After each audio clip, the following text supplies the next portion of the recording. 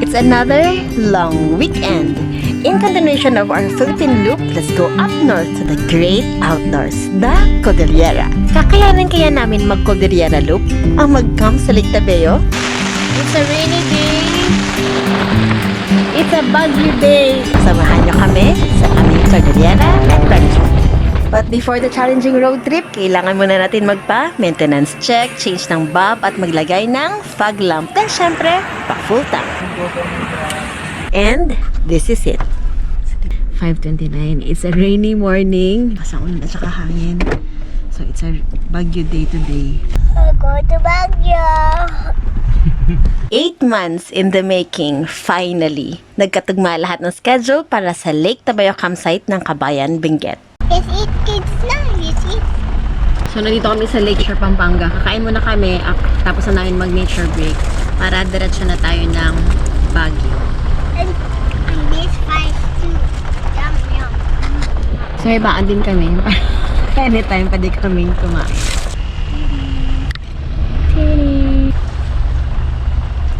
Fine. Let's eat that. Merge onto E1 R8. 9 o'clock is go to Baguio.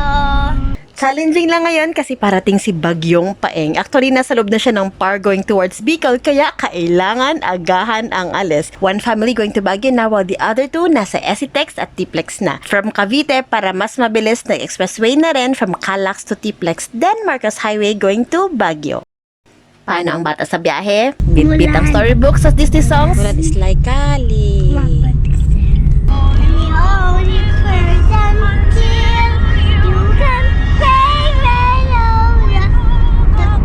Buhay na siya. 11:30, nandito na kami sa Pugo intersection. 1 hour, papunta na dun sa Baguio. 31 kilometers papuntang Baguio. Good luck. From Pugo intersection, expect gradual uphill road. 20 minutes na lang, malapit na tayo sa Baguio, pero nakakaano pala siya, no? Dati pag pupunta kami dito nakabas, so wala lang, tulog ka lang, wala kang pakialam sa daan. Pag ikaw na pala, iba na pala nung kayo na magdadrive, para pala siyang nakakawis ng kamay. Ikaw, how about you? Ikaw, how about you, tatay? What can you say? Sasabi, Marcos Highway ang dinaanan namin. Traffic siya, tapos nakakatakot siya kasi yung kasalubong mo, may time na nag-overtake sila. Kaya yun nakakasabot ng utak. After Baguio, gagasolina lang kami, diretso na agad kami ng Lake Tabeo. Ang plan for this long weekend, mag-Cordillera Loop. First stop, camp at Lake Tabeo, then akyat ng Mount Tabayok. Next day, puntahan ang highest point, diretso ng Kalinga, Sagada, at puntahan lahat na rice terraces ng Ifugao. Sana, God willing. Bundok nila ay bundok ng bahay, hindi na bundok ng puno. I love you. Second option, pag hindi maganda ang panahon, baba ng Baguio, mag-ikot sa La Union, Pangasinan, Zambales, and Tarlac. 12:26. Finally, welcome to Baguio! Nakakawasak ng brain cells ang topic. So ngayon ay talagang may bagyo mamayang gabi. Pero hindi naman siya dadaan ng Cordillera. Masasakop niya lang yung si Cordillera. So therefore, sabi, ang mga kasamahan namin ay nandun na sa Kabayan. Sabi ay may landslide doon. So hindi makapunta dun sa Lake Tabeo. Naghihintay lang kami ng magiging decision nila kung ang isa doon naghanap ng bahay sa Kabayan. Dalawa, on the way na sila doon sa Kabayan. So mag-uusap sila kung anong decision habang kami ay nandito pa sa Baguio. So it's nice to be back. It's a rainy day in Baguio. So yun, kaka-message lang ni Sir JJ. Negative na. Pabalik kami Manila. Wala water. Wala din kuryente. 108. Nakakawin lang yung daan. Pagas muna kami dito na sa Petron. Since sila ay mga kasama namin ay babalik na, dito na muna kami magstay sa Baguio. Naghanap kami ng camp. Option namin is HD Mountain View. Kain na muna kami dito sa center. Then diretso na dun sa camp. 1.5. So, nagpagas kami 1.595. First gas dito sa Baguio. Hindi na kami nag-ikot ng Baguio kasi sobrang traffic. Wala kami mapagparkan doon. So, naghanap na lang kami ng campsite dito sa Tuba, Benguet para makarelax na tayo. I'm Kalikasan.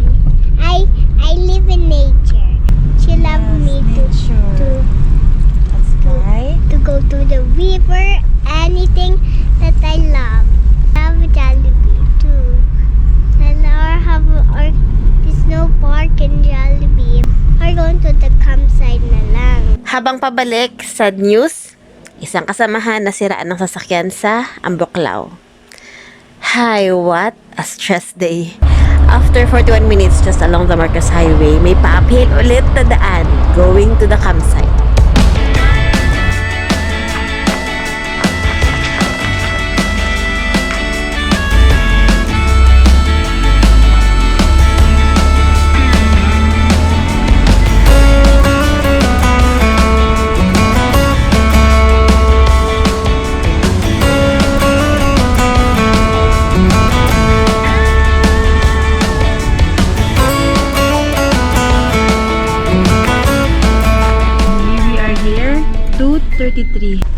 We are here.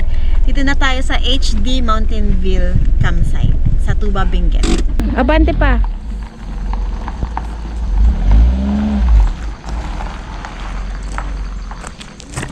So dito kami sa HD Mountain View at relax ang place. At ginawa ni ate ng paraan para dito kami mag-park. Lily po.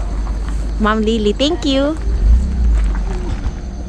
Ang campsite, meron dalawang area, one for car camping and one for off-road overlanding. So, since hindi kami makababa dun sa overlanding area, pumayag si Ate Lily na dito na lang mag-car camp sa viewing deck area. Habang nag-set up, start na ulit ang Ambon. Then, after 1 hour, dumating na rin sila Sir Yo and family galing Kabayan. But sadly, sila Sir JJ bumalik na lang ng Bulacan while si Sir Joe stranded malapit sa Ambuklaw. Nag-iisip kami, paano kaya ma-rescue si Sir Joe dun sa area niya?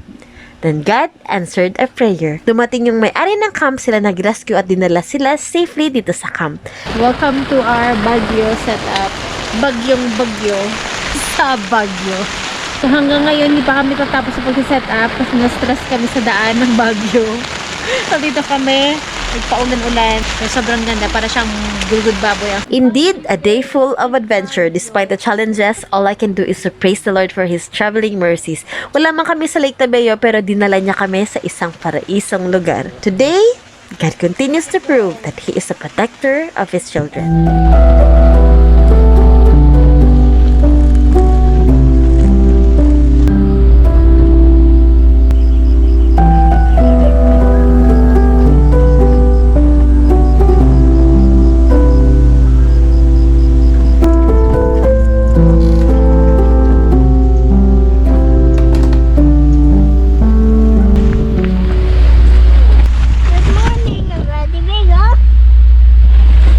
Day 2 is a day of celebration. This is for Ate Katniss and me.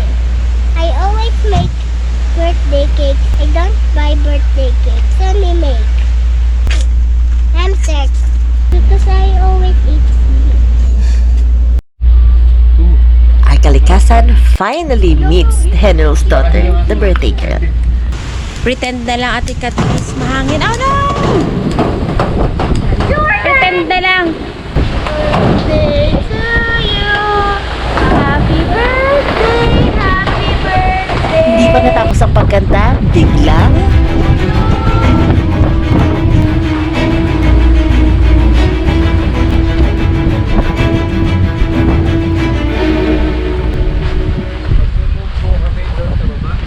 turuan doon, basa pag naulan.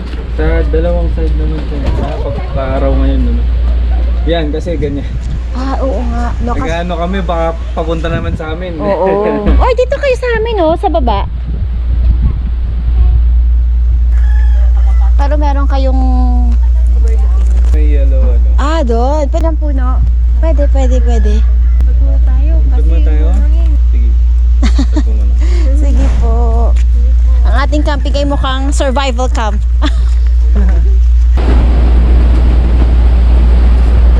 Habang nakipaglaban ng mga tatay sa malakas na hangin, ang mga bata. There! Open your eyes! Explain. Open it. Here.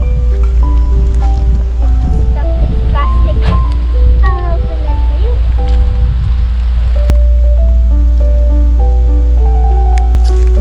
Now I can finally open this. This thing. This is the story. Mabasa, mababasa. Inside kaya.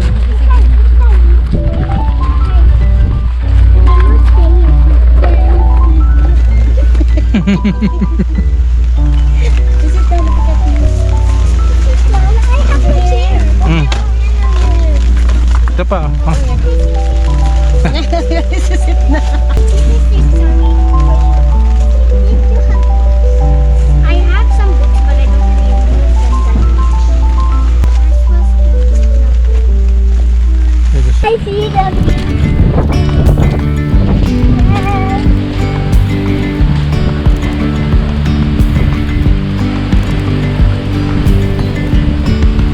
Yesterday there was sun and there was rain, beauty in the mundane.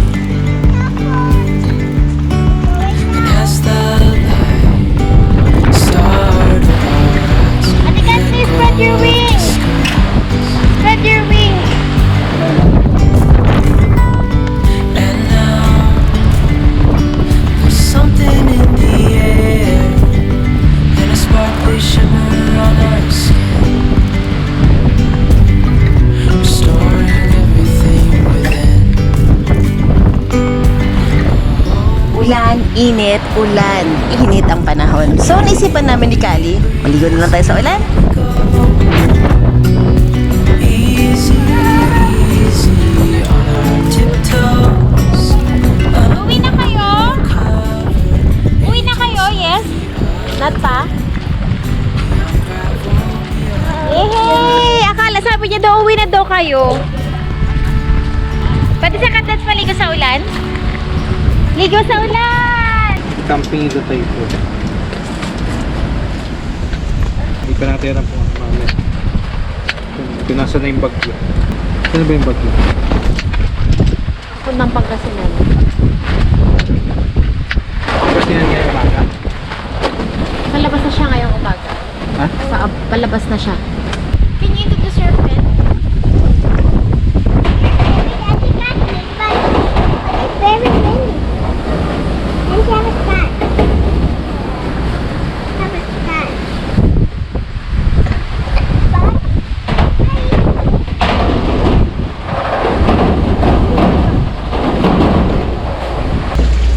Welcome to our second day. Ito yung second day namin. Second day na binigyo kami ng hangin. Tail end ngayon ng Baguio ay nasa Pangasinan. So, dito kami sa Baguio na stranded. Ito ang aming experience. Binigyo kami ng malakas na hangin. May konting ambon lang, pero hangin rin ang mas malakas. So, ito. Nagtatanggal kami ng mga ice kasi naubusan na kami ng ice. Yun, yung baon talaga namin dito dapat sa Lake Taguig. Dito na namin kakain.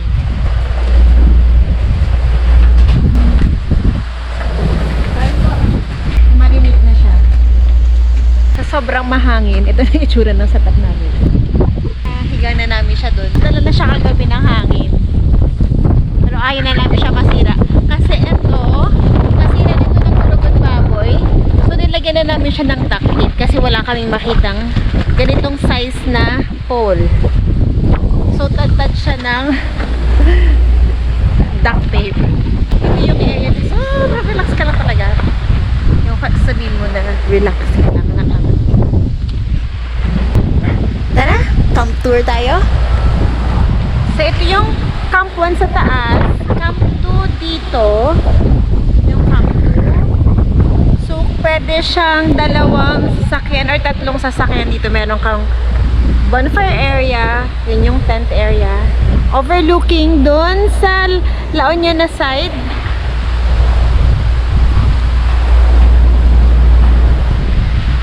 Sila ni Sir nagka-car. Hello po! HD for family initials. Mountain dahil matatagpuan ito sa tuktok ng bundok. Ville kasi may future plan silang gawing village. Dito na nag-transfer sila Sir Joes. Dito sa Camp 2, kita na yung daan papuntang La Union. Itong property ay naging hideout and getaway ng buong family noong pandemic dahil sa isang kaibigan na mahilig mag-camp, naisipan nilang i-open to sa public noong March 2022. So, after ng Camp 2, ito na yung Camp 3. So, ito yung ginagawa nila ngayon, yung Camp 3. So, malawak siya. Pwede siyang 5 na sasakyan dito. Ang problema lang dito, kailangan naka 4x4 off-road ka. Ready kasi merong nagsastuck yung tubig dyan. Yun o, nagsastuck yung tubig. Pero magandang view. May hammock, may kubo siya. Wow, the view. And ito yung view. What a beautiful view.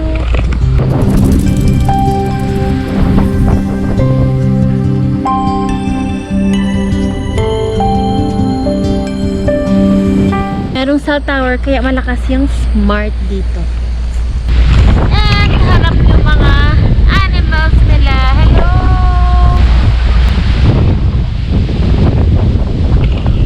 Ano siyang farm animals. So good for kids kaya itong naging option ko. Tsaka may mga rabbits. Ma-entertain yung mga bata, hindi sila mag-bore. Meron silang chicken, may ducks, may turkey. So ito yung kanilang CR. Meron silang 3 CR. Isang toilet. Ayan yung CR nila. May tubig yan. Second. Ayan. Ito yung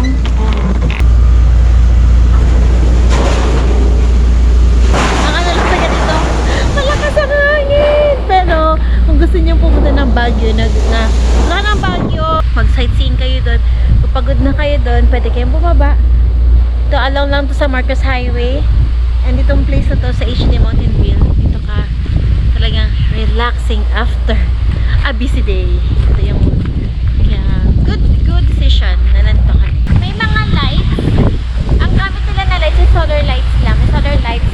Tapos may tubig lang dun sa malapit sa cafe nila. Si Karikasan pupunta ng CR. I love you, my love. Ang Camp 2 and 3 intended talaga siya sa mga off-roaders, overlanders, while dito sa Camp 1 for car campers. Mas malapit sa kanilang bonfire area and kitchen. Pwede din kayo dito maghugas. Kung tinatamad kayo, pwede din kayo magpaluto sa kanila. Pwede din kayo maglaro ng Scrabble and Sungka. Hey, Jordan! Hi, Jordan! Ano pangalan nito? Isa? Toyang. Hi, Toyang! Toyang! It's a beautiful day.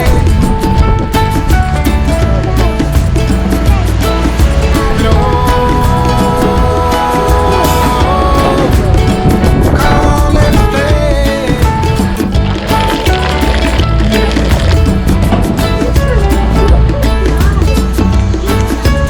Happy birthday! Smile! Okay. Kahit binagyo kami ng malakas na hangin buong araw, nag-break up na sila Sir Yo, nag-change na ng area sila Sir Joes. It's time to celebrate. Ended our day 2 with big tummies and happy heart.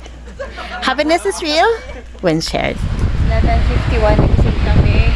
Malakas na hangin! Sira na naman yung tarp.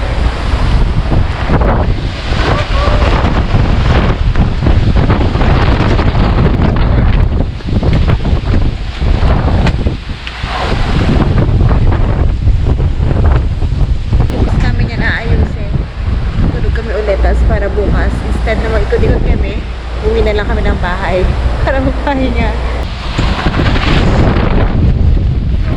Welcome to our third day. Binagyo kami, kinain yung ating tarp. Therefore, aga pa uwi ngayon kasi natabi kami araw din nakipaglaban sa amin. Let's go home!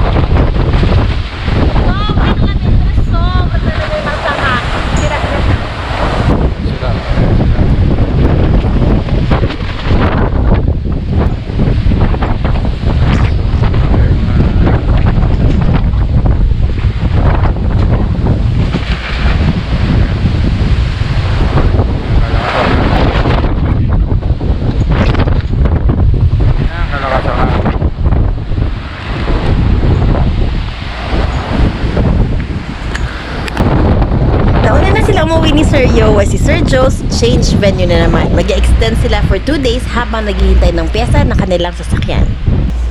Kain muna kami before kami umalis. Para may energy. Coffee, one coffee.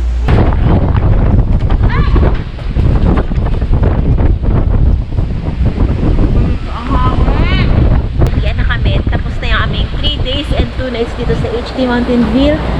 You can pay $3.50 for adults. Kids below 7 is free.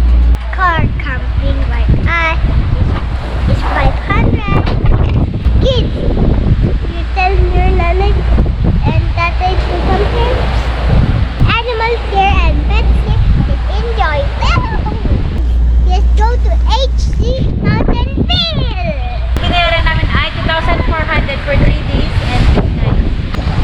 Sobrang lakas ng hangin. Naku po, careful kayo dyan.